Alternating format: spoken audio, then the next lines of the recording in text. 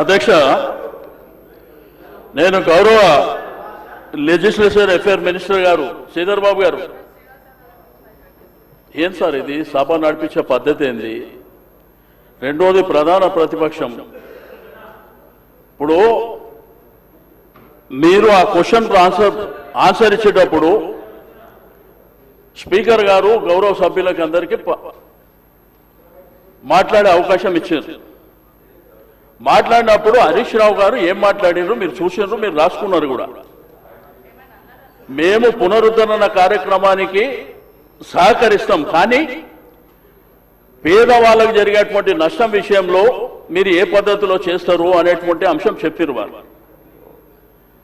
దాంతోపాటు కాళేశ్వరం మల్లన్న సాగర్ నీళ్లు తీసుకొచ్చి 2.5 TMC ఇస్తుండ్రు అనేటువంటిది దాని డీటెయిల్స్ కూడా చెప్పని చెప్పారు.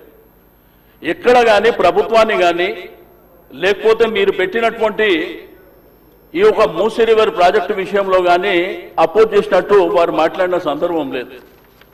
కానీ ముఖ్యమంత్రి గారికి అంత ఆవేశం ఎందుకు? కడుపుల విషయం మాకున్నా ఆయనకున్నదా? ఏం మాట్లాడుతున్నారు సార్ ఆయన?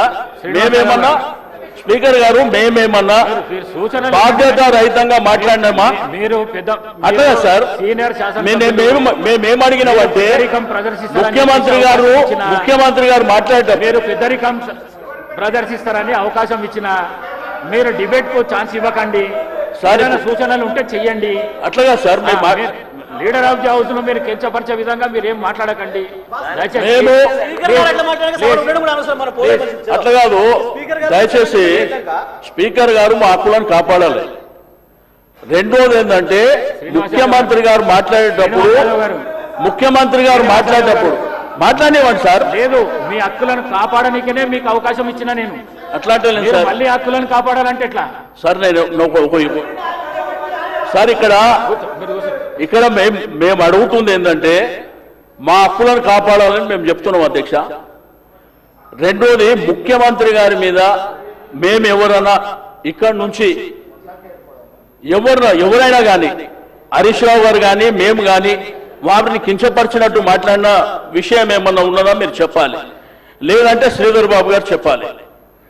మేము అనుకుంటేనే మేము మధ్యలో లేచింది క్వశ్చన్ అవర్ ఇన్ని గంటల పాటు ఎందుకు షార్ట్ డిస్కషన్ పెట్టాలనేటువంటిది మేము అడిగినాం.